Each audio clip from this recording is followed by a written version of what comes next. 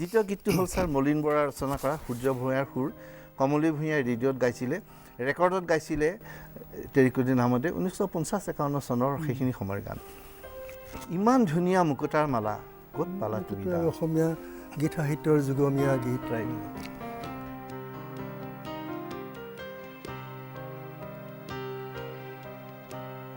ক'ত পালা তুমি ইমান ধুনীয়া মুকুতাৰ মালা ক'ত পালা তুমি কোনেনো শিকালে আবেগে তোমাক বেথা ভৰা মধু গান ক'ত পালা তুমি নেপাহৰো মই ছবিটি তোমাৰ জীৱনে মৰণে সাৰথি হিয়াৰ তুমি এৰি গ'লে বুকু ভাঙি যাব মিছা হ'ব ধৰা প্ৰাণ ক'ত পালা তুমি গীতত শিৱপ্ৰসাদ ভট্টাচাৰ্যই গোৱা আৰু শব্দটো আৰু টেৰিকটি আহমেদে গোৱা ইমান শব্দ দুটাই হৈছে বিউটি স্পট কিয় মই কৈছোঁ আকৌ গাই শুনাব লাগিব তেতিয়াহে বুজি পাম আৰু নবজাবি এই আৰু শব্দটো তেখেতে যেনেকৈ গাইছিলে তাৰপিছত বহুতে গাইছে কিন্তু কোনেও তেনেকৈ গাব পৰা নাই ছাৰ এটা বিস্ময় এই দুটা শব্দ ইমান এই আৰু শব্দ দুটা তেখেতসকলে কেনেকৈ সৃষ্টি কৰিলে সেইটো মই আৰু নাজানো গতিকে মই ক'ব খুজিছোঁ এই দুটা গীতে ইয়াৰ হ'ল ইমানটো এবাৰ গাই দিয়ক ইমানটো ইমান ধুনীয়া মইতো 1000 ভাগৰ এক অংশও হোৱা নাই তথাপিও মানুহক এটা কৈছোঁ কথাটো ছাৰ এনেকুৱা যে এই দুটা যদি আপুনি যিসকলে এই মূল গীতটোৰ সুৰটো এতিয়াও মনত ৰাখিছে তেখেতসকলে মোৰ লগত একমত হ'ব যে এই দুটা শব্দই অদ্ভুত ধৰণে তাত গাইছিলে আৰু মোৰ অনুৰোধ যে পিছৰবাৰ যেতিয়া গানটো শুনিব এই দুটা বিউটি স্পট আপুনি ছাৰ এতিয়া হ'লগৈ কি সুৰকাৰসকলে এটা কথা কয় যিটো কয় কোৱাইৰ ষ্টাইল ছাৰ কথাটো এনেকুৱা সুৰটো এটা লেভেলত স্তৰত গাই হঠাতে বহুত ওপৰলৈ লৈ যায় মই কল্পনাৰে সুৰটো পিঠিত বহি লওঁ আৰু সেই সুৰৰ লগে লগে ময়ো জাপটো মাৰোঁ এটা বিমল আনন্দ উপভোগ কৰোঁ ছাৰ মই এইকাৰণে ক'ব খুজিছোঁ এই গীতবিলাকত এই যিটো জাপ মাৰিছে সেইটোৱে হ'ল বিউটি স্পট এইটো যদি বিশেষভাৱে মন কৰি পেলাই আপুনি গীতটো শুনে আপুনি মোৰ কথাটো মই শুনাম ছাৰ এইকেইটা মই 3টা গান মই গীত শুনাম প্ৰথমটো হ'ল মিহিৰ বৰদলৈৰ এটা গান ছাৰ এইটো সকলোৱে জানে মোক এটি সুৰ কৰি তোলা তোমাৰ প্ৰেমেৰে প্ৰেমেৰে মোক এটি সুৰ কৰি তোলা তোমাৰ প্ৰেমেৰে প্ৰেমেৰে ছাৰ এইটোৱে হ'ল বিউটি স্পট খগেন মহন্তৰ এটা গীতত মই এটা বিউটি স্পট তেনেকুৱা দেখা পাইছিলোঁ বিহুতলিত আহি শগুন পৰিছেহি জোৰে জোৰে মৰাশ কুলচী গীত বিহুতলিত আহি শগুন পৰিছেহি জোৰে জোৰে মৰাশ মন তামোল নহয় ফালি দেখুৱাবি মুখ ফালি কথাটি তবাই গুলচিয় এই বেলি মুখ ফালি কথাটি ক এয়া কবাই গুলচিয় এই বেলি মুখ ফালি কথাটি ক তাৰপিছতে তেওঁ সুৰটো বহুত ওপৰলৈ লৈ গৈ ঘূৰিবাই গুলচিয় এই বেলি মুখ ফালি কথা এটি কওঁ সেইটো আৰু মানে মোৰ জুৰিডিকশ্যনৰ বাহিৰত গোৱাটো সেইখিনি বৰ টান হয় টানিবলৈ ছাৰ কবিগুৰুৰ এটা গীততো মই এনেকুৱা এটা বিউটি স্পট দেখা পাইছিলোঁ খৰবায়ু বয় বেগে খৰবায়ু বয় বেগে চাৰিদিক চাই মেঘে অগনিয়ে নাও খানি পাইও খৰবায়ু বয় বেগে চাৰিদিক চাই মেঘে অগনিয়ে নাও খানি পাইও তুমি কাছে ধৰো হাল আমি তুলে বান্ধি তাল হাই মাৰো মাৰো টান হাইও ছাৰ এইটোৱে হ'ল মানে বিউটি স্পট এনেকুৱা অলেখ বিউটি স্পট আছে ছাৰ নীল ডায়মণ্ডে এটা গান গাইছিলে sweet Caroline time was never so' good কৈছে যে কেৰলিন মনত পৰে নাই বৰফত তোমাৰ লগে লগে হাতত ধৰি পালে যেতিয়া গৈছিলোঁ তাৰপিছতে হঠাতে গাই ওপৰলৈ গৈ কৈ চুইট কেৰলিন মোৰ বাবে টাইম নেভাৰ ফেল্ট ছ' গুড সময় যে ইমান মধুৰ হ'ব পাৰে তোমাৰ এইটো হ'ল তাৰ কথা সেইটো গান গাব নোৱাৰে সেইটো ইংলিছৰ অকণমান মানে সেইটো অকণমান অসুবিধা হয় তাৰপিছত ছাৰ এই ৰমেন বৰুৱাই 1958 চনত এটা বৰ সুন্দৰ গীত গাইছিলে সৌ আকাশত একজাক কিনো জিলমিল তাৰপিছতে বহুত ওপৰলৈ গাই নীল নীল নীল নীল আকাশ হোৱা নীল গতিকে এইবিলাকেই হ'ল মানে তাৰ বিউটি স্পট এতিয়া ইয়াৰ পিছত এই গানবোৰ যিসকলে শুনিব আপোনাৰ এই কথাটো মনত ৰাখি শুনিব তেতিয়া তাৰ গান মই ভাবোঁ যে তেখেতসকলে জনালে মই খুব ভাল পাম যে সঁচাকৈ অলপমান বেলেগ সৌন্দৰ্য আৱিষ্কাৰ কৰিব পাৰিব বহুবিলাক গীতৰ লগত এটা কাহিনীয়ে সাঙুৰ খাই থাকে লেপেট খাই থাকে আমি কেৱল গীতটো শুনো কাহিনীটোক আওকাণ কৰোঁ কাহিনীটোক আমি কোনো গুৰুত্বই নিদিওঁ কিন্তু মই ক'ব খুজিছোঁ গীতটোৰ পৰা আপুনি সম্পূৰ্ণ আনন্দ যিটো পাব তাৰে বহুখিনি অৰিহণা এই কাহিনীটোৱে দিব গতিকে মোৰ অনুৰোধ আপুনি কাহিনীটো মনত ৰাখি যদি গীতটো শুনে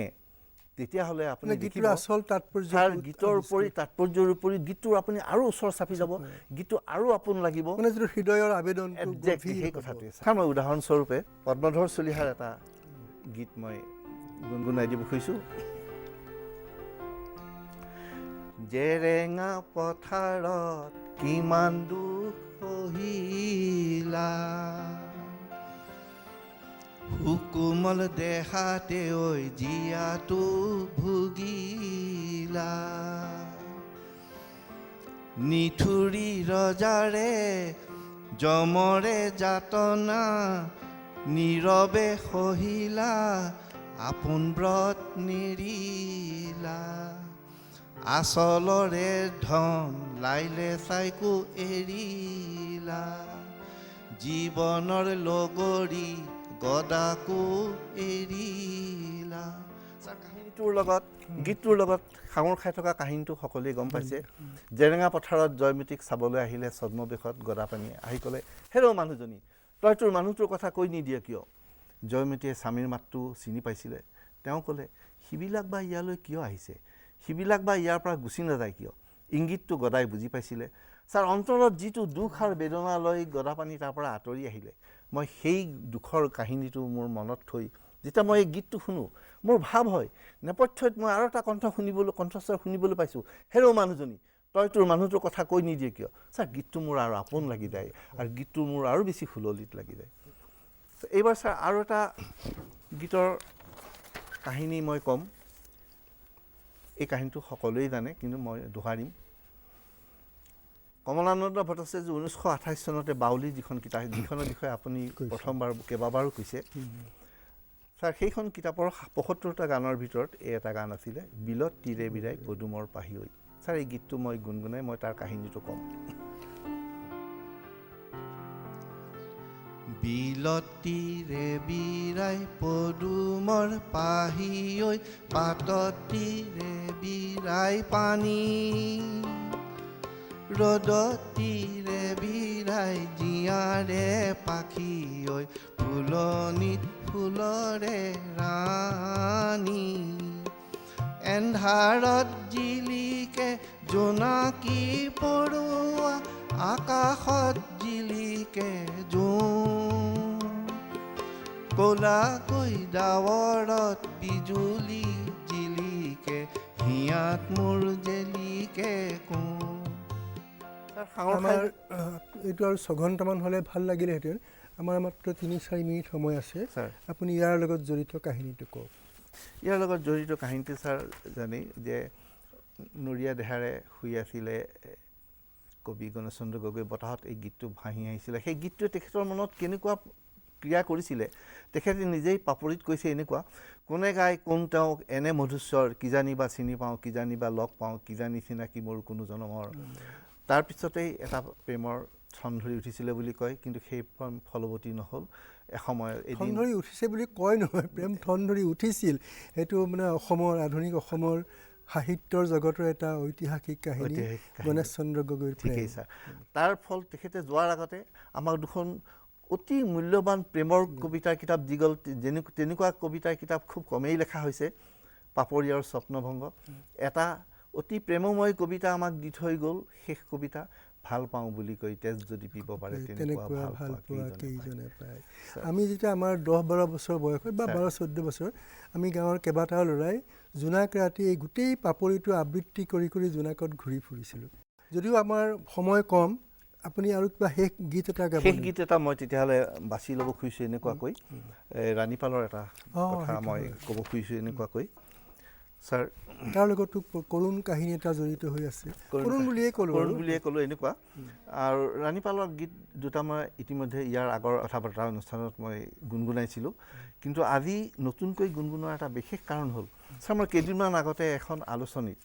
ৰাণীপালৰ শেষ মুহূৰ্তটোৰ কথাখিনি পঢ়ি মোৰ মনটো বৰ আৱেগিক হৈ পৰিছে মই পঢ়ি শুনাম ছাৰ শেষ মুহূৰ্তত 2 মিনিট আছে আপুনি সোনকালে পঢ়িব লাগিব মই যাম গৈ জোনবাই দেশত গৈ তাত সকলোকে লগ পাম দেউতাকক লগ পাম কপা কপা মথেৰে তেওঁ গুণগুণালে জোনবাই দেশতে আৰু গায়ে তেখেত এই পৃথিৱীৰ পৰা গুচি গ'ল গতিকে মই জোনবাই দেশতেতো এবাৰ গুণগুণাই দিছোঁ কৰুণ সমাপ্তি হ'ব তৰাৰে জ্বলায়ে চাকি চাকি তৰাৰে জ্বলায়ে চাকি জোনবাই দেশতে সাজিম গাঁও এখনি তৰাৰে জ্বলায়ে চাকি চাকি তৰাৰে জ্বলায়ে চাকি পদূলি শুৱনি গধূলি গোপালৰ পাহিৰে দলিচা পাতি পাতি উমলিম তাতে ঐ আমি কহুৱা বনৰে পখিলাৰে যা এৰি দিম তাতে নিধৰি গছে বনে পৰি মিঠা গীতে জুৰি শুনাব আমাকে মাতি মাতি এৰি দিম তাতে নিধৰি গাই তেওঁ জোনৰ দেশলৈ বিদায় ল'লে ছাৰ জোনবাই দেশলৈ বিদায় ল'লে এই গীতটো শুনি আমি ঘৰলৈ বিদায় ল'ম কিন্তু আজি এটা বৰ অবিস্মৰণীয় অনুষ্ঠান আপুনি কৰিলে আৰু মই ভাবোঁ যে কোনো আৱেগ বিহ্বল নোহোৱাকৈ এইখিনি গীত শুনিব নোৱাৰিব আপোনাক অশেষ ধন্যবাদ এটা অদ্বিতীয় অভিজ্ঞতা দিয়াৰ কাৰণে আপুনি এবাৰ তৃতীয়বাৰ আহিলে আৰু আপুনি যদি এইবাৰ আপোনাৰ শ্ৰোতাসকলৰ পৰা খুব কমেও 500টামান ফোন পায় আগৰবাৰতো মই 500ৰ অধিক পাইছিলোঁ এইবাৰ যদি 500ও পায় তেতিয়াহ'লে মই আকৌ আপোনাক ইয়ালৈ আকৌ নিমন্ত্ৰণ কৰিম আপুনি কিন্তু বঢ়াই ক'ব নোৱাৰিব নাই মই বঢ়াই নকওঁ মই লিখি থৈ যাওঁ নম্বৰবিলাক আপুনি ক্ৰছ চেক কৰিব পাৰিব আজি ৰাণীপালৰ এই কৰুণ গীতটো শুনি আপোনাৰ লগৰ কাহিনীটো শুনি আজি আমি বিদায় ল'লোঁ